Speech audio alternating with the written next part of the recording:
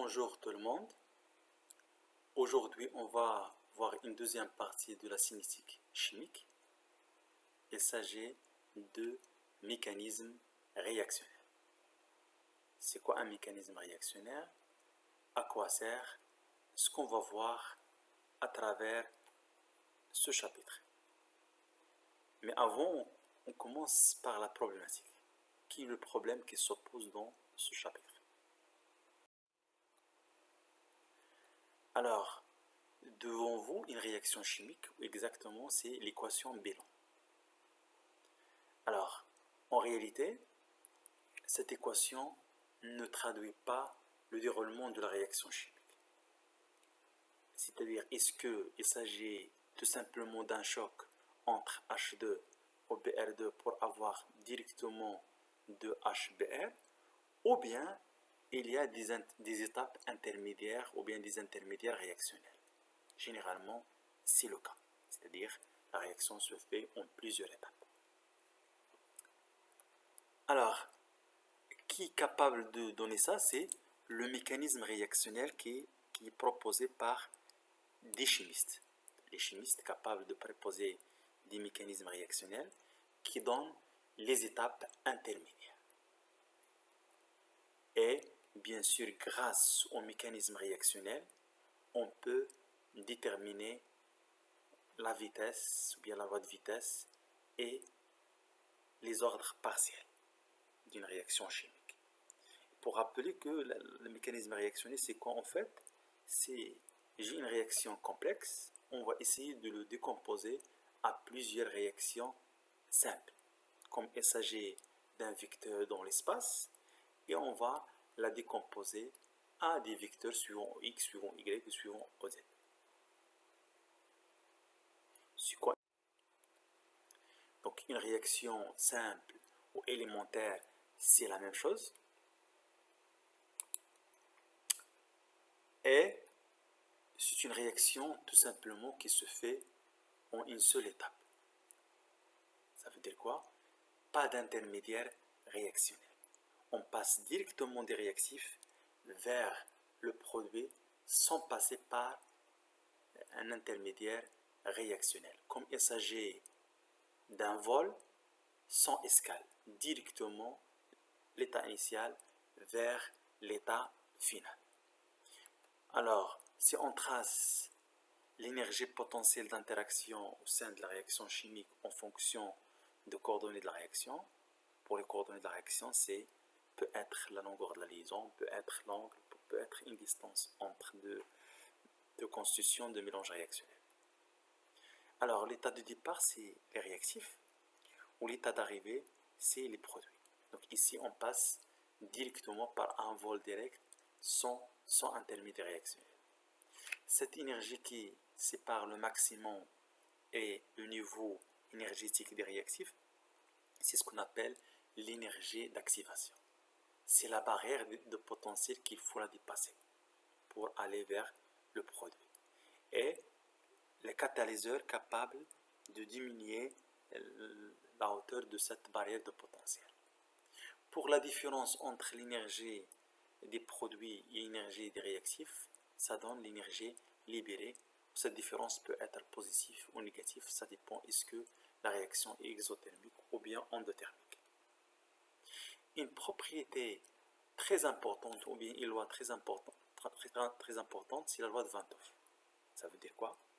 S'il s'agit d'une réaction simple ou bien réaction élémentaire, alors les ordres partiels alpha i, c'est exactement la valeur absolue du coefficient stoichiométrique. Cette propriété, c'est très utilisé dans ce chapitre. C'est ce qu'on appelle la loi de... Alors, on va définir ce qu'on appelle molécularité. Ça veut dire quoi? C'est le nombre d'entités réactives d'une réaction chimique.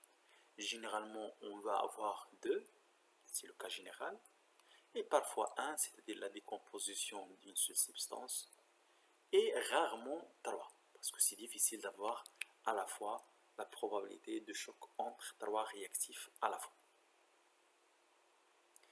Et, si vous voulez, pour une réaction simple toujours, la molécularité, c'est exactement l'ordre global.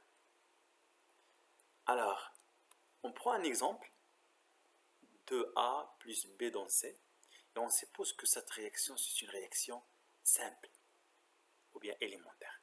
Donc, qu'est-ce qu'on peut déduire? La première chose, la loi de vitesse s'écrit V égale à K, constante de vitesse. A, c'est le premier réactif à la puissance 2. Coefficient stoichiométrique ici, c'est moins 2. Donc, il faut faire la valeur absolue ici, c'est 2. Ici, c'est 1, puisque le coefficient stoichiométrique ici, c'est moins 1. Donc, si vous voulez, l'ordre partiel, c'est exactement, si vous voulez, la valeur absolue du coefficient stoichiométrique. L'ordre global, c'est quoi? C'est 2 plus 1, c'est 3. C'est exactement la molécularité. Parce qu'ici, il y a 3 molécules réactives. Et si vous voulez, on peut ajouter qu'ici, parmi les propriétés d'une réaction simple, pas d'intermédiaire réactionné. C'est-à-dire directement, à partir des réactifs, vers le produit, sans passer à travers un intermédiaire réactionnel. Je passe à une réaction complexe, ou si vous voulez une réaction complexe, c'est une succession des réactions simples, bien sûr avec la formation des intermédiaires réactionnels. Une réaction complexe, on peut l'écrire sous la forme de plusieurs étapes, et chaque étape, c'est une étape élémentaire ou bien réaction simple. L'ensemble des étapes constitue ce qu'on appelle le mécanisme réactionnel. Alors, si vous voulez, on peut faire la même chose, représentation de l'énergie potentielle en fonction de coordonnées de la réaction. Et ici, ce n'est pas la même chose, c'est-à-dire, on trouve qu'il s'agit d'un intermédiaire réactionné. C'est-à-dire, on passe par un maximum, minimum, maximum, on revient les produits. Et comme vous voyez ici, il y a l'intermédiaire réactionnel qui correspond à un minimum, moins stable que les réactifs et les produits. Et c'est ce qu'on appelle l'intermédiaire réactionnel. Donc, au moins, on passe par un intermédiaire réactionnel. La propriété la plus importante d'un intermédiaire réactionnel, c'est moins stable. Donc, ça permet d'énoncer une loi ou bien une approximation appelée approximation des états quasi stationnaires. Alors, l'intermédiaire réactionnel, c'est quoi? En fait, peut être un atome. J'ai par exemple une molécule Br2 et j'ai une liaison simple ou bien covalente entre les deux atomes Br-Br, et grâce à la chaleur, thermolyse, ou bien photolyse, c'est-à-dire des radiations ultraviolettes, on peut faire la rupture de la liaison qui est liée entre Br et Br. Et comme ça, on va voir deux atomes Br. On ajoute un point pour montrer que la rupture se fait par égalité. D'habitude, on ne fait pas ce point, mais on signe ici qu'on met un point pour indiquer qu'il s'agit d'un atome. Donc, une liaison covalente contient des électrons. Chaque atome va partir avec un électron et on représente l'électron par un point. Donc, Br point, c'est un atome, c'est instable et représente un exemple d'un intermédiaire réactionnel. Un deuxième exemple, c'est ce qu'on appelle les radicaux libres. J'ai A, B, par exemple CH3, CH3.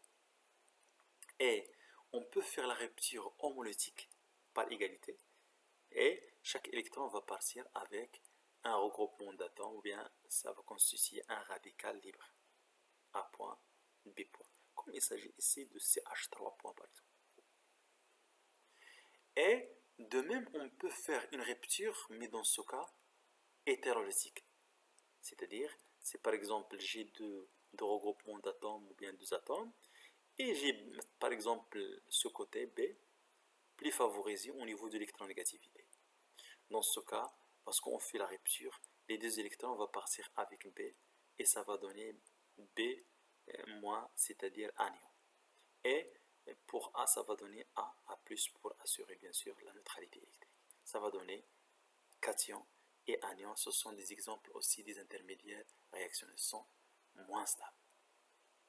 Et cette propriété moins stable permet d'énoncer une loi ou bien approximation qui est très utilisée après. C'est le principe de l'état quasi-stationnaire ou bien principe de Bode-Einstein. Alors, vous savez que les intermédiaires réactionnels sont instables ou ils auront la tendance à disparaître dès qu'ils se forment, donc automatiquement la dérivée de la concentration de l'intermédiaire réactionnel égale à 0. C'est ce qu'on appelle approximation des états quasi-stationnaires. C'est une deuxième relation très utilisée avec bien sûr la loi de Van 't Hoff pour établir la loi de vitesse ou pour déterminer les ordres partiels à partir de mécanismes réactionnels. Alors, on a deux exemples dans ce chapitre, les réactions par stade. Lorsqu'on dit réaction par stade, ça veut dire quoi? Ça veut dire une succession de réactions élémentaires se faisant toujours dans le même ordre, tel qu'un intermédiaire réactionnel créé au cours d'une étape disparaître au cours dans une autre étape, sans jamais être régénéré. C'est-à-dire chaque fois il y a l'apparition d'un intermédiaire réactionnel, l'étape suivante va disparaître. Et c'est en ordre les réactions qu'on va proposer dans le mécanisme réactionnel. Un exemple, c'est la décomposition thermique de N2O5. L'équation bilan s'écrit avec cette façon. Et le mécanisme réactionnel proposé par les chimistes est donné par les étapes suivantes. La première étape, deuxième étape et troisième étape. Donc, ça c'est l'équation bilan. Mais l'équation bilan ne traduit pas la réalité parce que ce n'est pas un passage directement de réactif vers les produits. On passe par des étapes intermédiaires. Et voilà les détails. Ce n'est pas nous qui proposons les détails, mais c'est les chimistes qui proposent ce mécanisme réactionnel. C'est les détails, c'est la facture que vous voulez qui donne plus de détails. Alors ici j'ai le mécanisme à droite, l'équation bilan à gauche. La première étape pour établir la loi de vitesse, c'est choix de l'espèce. Alors, vous savez que pour définir la vitesse de la réaction, on peut choisir n'importe quelle constitution, réactive ou produit, peu importe, le résultat sera le même. Mais nous, comme astuce pour faciliter le calcul, on va choisir la constitution qui apparaît moins dans le mécanisme réactionnel.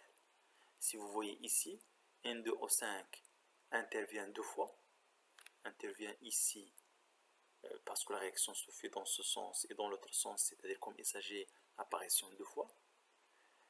NO2 apparaît trois fois ici et deux fois ici. Par contre, O2 apparaît qu'une seule fois ici. Donc, c'est mieux de définir la vitesse en utilisant le produit O2. Ça permet de faciliter le calcul. Vous pouvez choisir les autres, mais c'est mieux O2. Comme ça, puisque ici il s'agit d'un produit avec un coefficient stoichiométrique égal à 1, la vitesse s'écrit avec cette façon, par définition. Donc, qu'est-ce qu'on va faire? On va essayer de chercher la vitesse, ou bien la dérivée de O2 par rapport à T, en utilisant les étapes de mécanisme réactionnel. Comment? Ici, cette réaction, c'est une réaction simple. Donc la dérivée de O2 par rapport à T, c'est exactement V2, la vitesse de cette réaction. Et puisque cette réaction est simple, alors on peut écrire K2 fois le premier réactif à la puissance 1 fois le deuxième réactif à la puissance 1, puisque une réaction simple, les coefficients stoichiométriques et les ordres partiels sont identiques. Voilà l'expression de la vitesse. Mais le problème, nous, on a besoin de l'expression de la vitesse en fonction des réactifs ou bien les produits parfois. Donc, qu'est-ce qu'il va faire? On va appliquer l'approximation des états quasi-stationnaires. Mais sur quoi? Sur les intermédiaires réactionnels. Et comment on peut connaître ou bien identifier les intermédiaires réactionnels? Tout simplement, ce sont des substances qui se trouvent dans le mécanisme, mais ne se trouvent pas dans l'équation bilan. Donc, C'est facile de l'identifier. Et on va appliquer l'approximation sur les deux. Donc la dérivée de NO par rapport à T et la dérivée de NO3 par rapport à T égale à 0. Et en détail, c'est quoi? On va aller vers NO. NO se trouve où? Se trouve ici. Est comme un produit. Donc, la dérivée de NO par rapport à T, c'est exactement V2, c'est K2 fois ça. Et il se trouve aussi ici. Mais ici, il trouve comme un réactif. Donc, moins la dérivée de ça égale à V3. Égale, donc, si vous voulez, K3 fois ça. Donc, on déplace le signe moins de l'autre côté et on fait ici moins. Donc, ça va donner, comme il s'agit de la formation se fait avec ça, ou la disparition se fait avec ça. De même pour NO3. NO3 se trouve 3 fois. NO3 se trouve ici dans ce sens et dans l'autre sens. Et se trouve ici dans l'équation 2. Donc, de même, on peut montrer que la variation totale de NO3 s'écrit K1 fois N2 au 5, conformation, et la disparition se fait avec deux façons, avec K-1 et avec K2. Et comme ça, on va trouver un système d'équations. Qu'est-ce qu'on va faire? On va développer, on va combiner entre les deux équations et on montre facilement que NO3 comme la concentration égale à cette expression. On remplace dans l'expression de la vitesse, vous savez que la vitesse, on a déjà montré égale à cette expression, on remplace NO3 et on trouve finalement une expression de la vitesse égale à cette façon, avec K bien sûr, c'est quoi?